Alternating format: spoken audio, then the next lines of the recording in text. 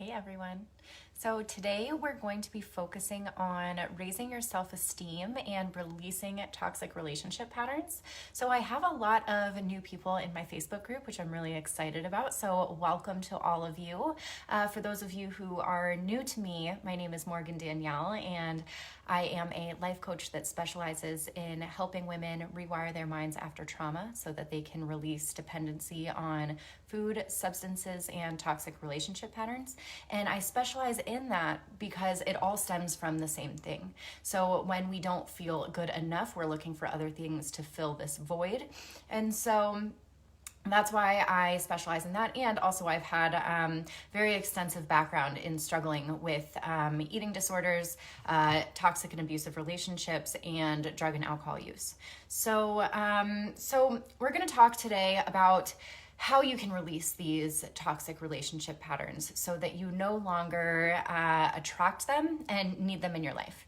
And so the truth is, when we attract these people on some level, whether it's conscious or subconscious, we don't feel good enough. We don't feel like we're worthy of that healthy relationship or that healthy love.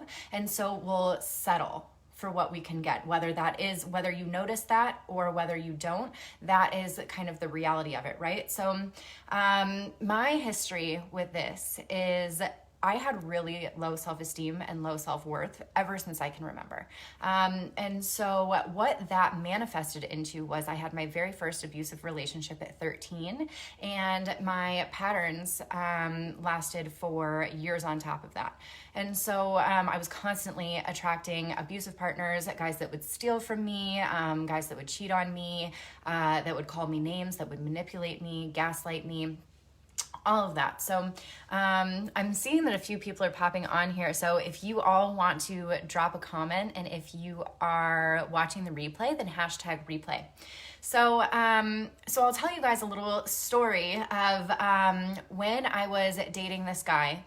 There were so many red flags, but I had such little self-worth and self-esteem that I was willing to, he met some of my needs. He made me feel important. He made me feel loved, and he made me feel valuable, but not in like a real way, but he was just giving me his attention and affection. And so I was willing to settle for that because I didn't feel accepted. I always felt rejected. I always felt not good enough. And so just any kind of attention at that point, I was willing to settle for. And the red flags were, he kept lying to me about having a job.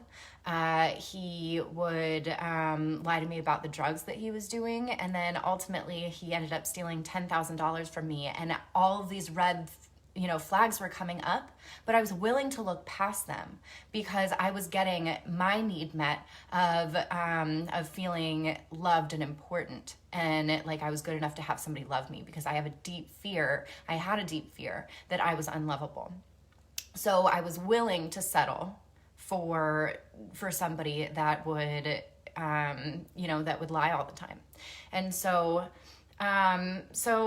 somewhere along the line, when we have these relationships, and when we notice this, and when we have this low self-worth, somewhere along the line something happened, and it's typically in childhood between ages 0 and 9. Something happened to disrupt our development of a healthy self-esteem or healthy self-worth.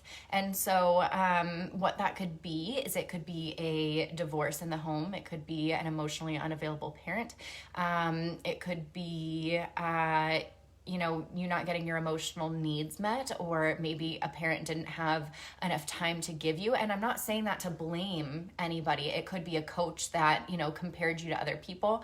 I'm not saying that to blame anyone. I'm just, I'm bringing that to the light because no matter how big or small something was in a child's eyes, it is everything. It is their whole world. If they feel like they were being compared to their brother or sister or a teammate, then that makes them feel bad. And then you start to go along in life feeling like you're not good enough and like you're not going to measure up. And so when you go through life feeling this way, and maybe not even really realizing that you're feeling this way, and then you meet someone that love bombs you. And when I say love bombs, I mean like you're moving pretty quickly. They're saying all the right things. They're they're giving you all this love and affection, and they're doing it right off the bat. You start to feel like you're good enough. You start to feel like, oh my gosh, this is what I've been waiting for, right? And so you start to kind of ignore, either you choose to ignore or you have these blinders on of the yellow flags or the red flags that are coming up. So maybe they're meeting your emotional needs to some degree, but you notice maybe they have a past of being abusive in relationships, or they have a past if being involved with drugs or something like that, and you're willing to look past that because they're making you feel so good, right? And so when you get this person in your life, you're like, okay, I have to overdo for this person. I'm going to put their needs ahead of my own. You would do anything for them at this point. And so then when things start to settle down and they've already got you hooked and the switch flips, you start to see the true colors of this person, and that can look like emotional abuse, that can look like physical abuse, it can look like gaslighting or manipulation or just lying. And so sorry, hold on one second, guys.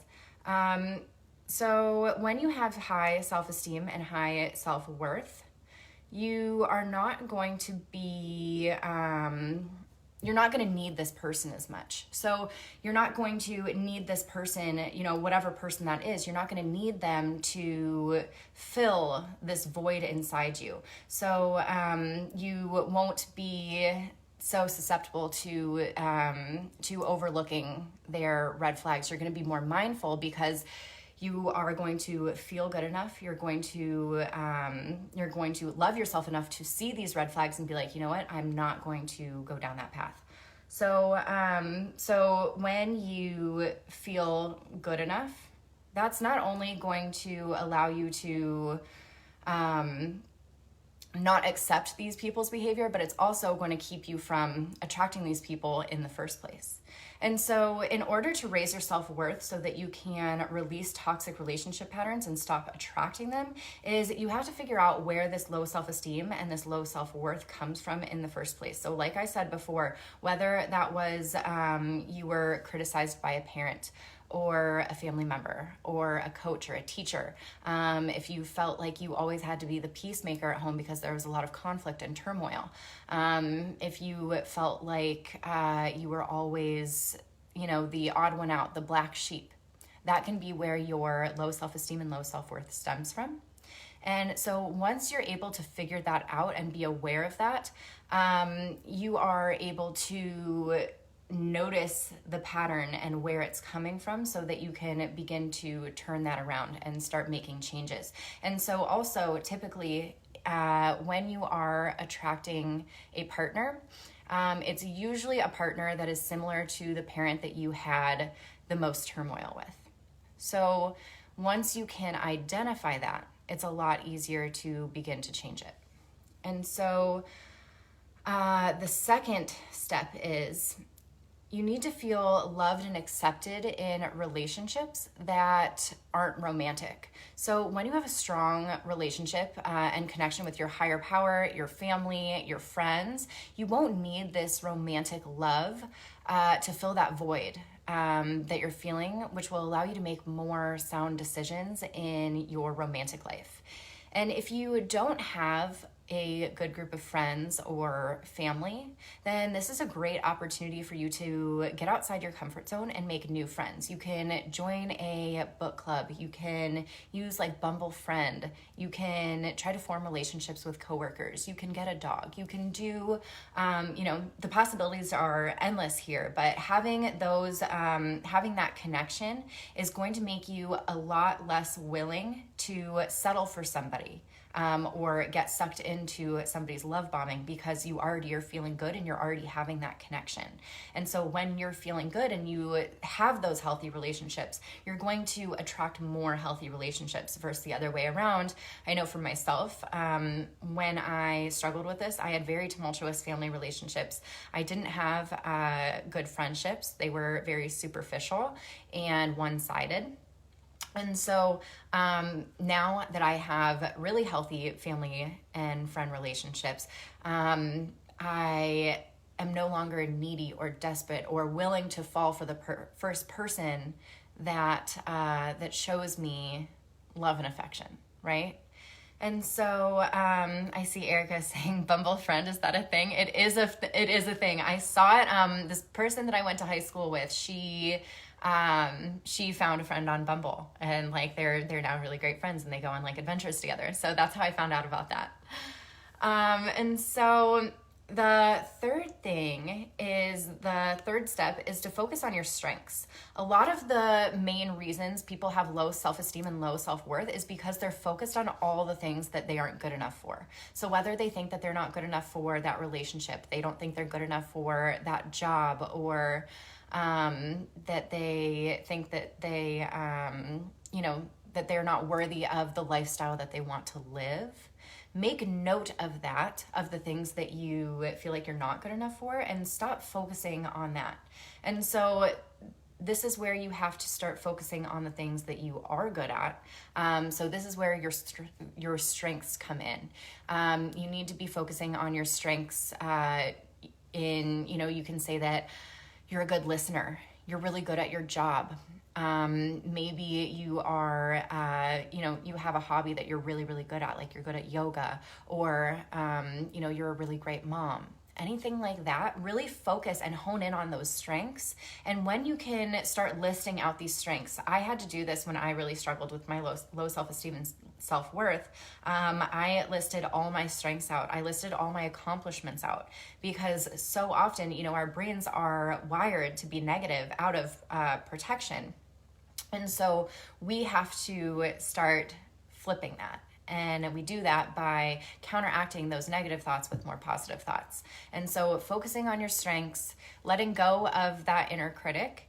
And then the fourth step is do more things that make you feel good. I know that this is like so simple, but it is so effective, because when you feel good doing things that make you feel good, then you're not going to likely be looking for external validation. You're not going to be looking to someone else to be filling up your cup, because you're going to be feeling good doing whatever it is you're doing. If that means spending more time with friends, if that means going on more hikes, if that means going to yoga, if that means working out, if that means cooking.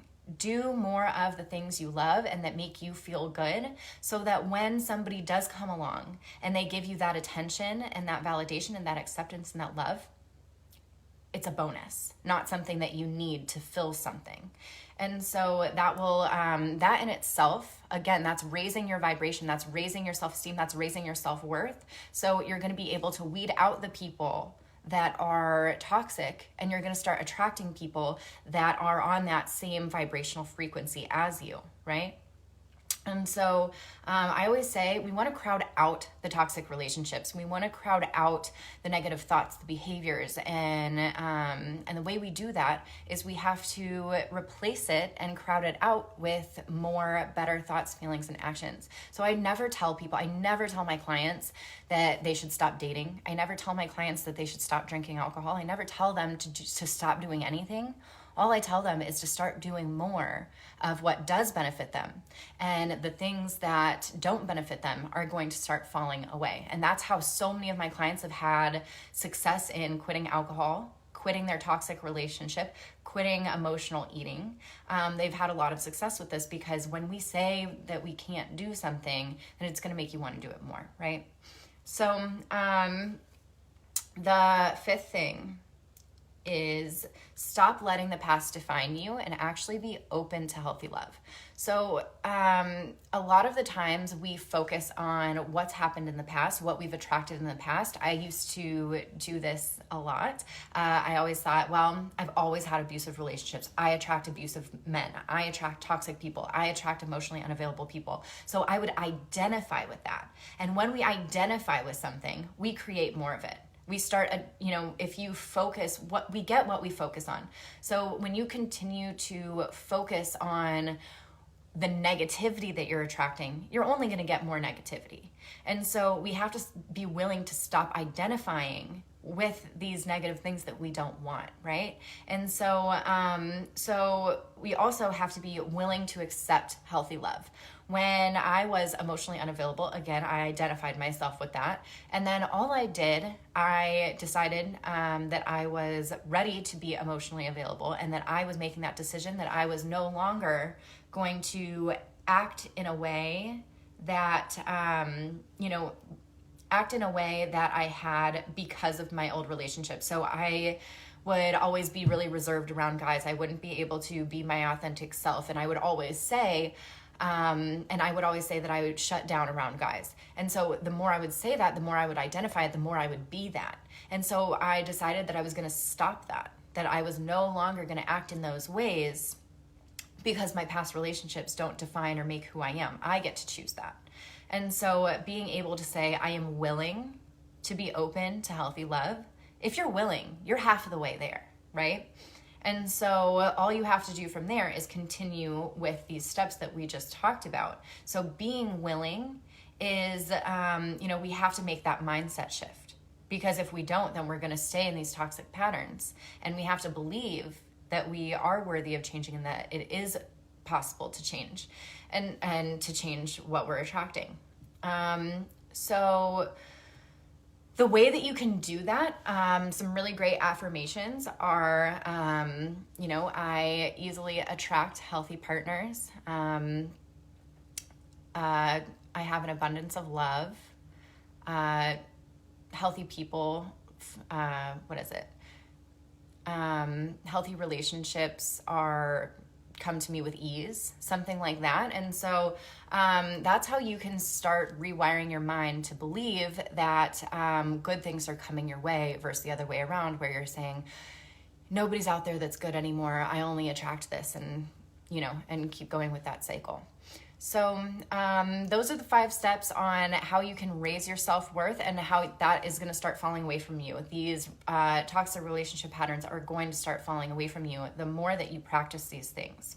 So I would love to know everyone's biggest takeaway from this. So if you want to put that in the comments, I would love to see that. All right, everyone, I hope you have an amazing day.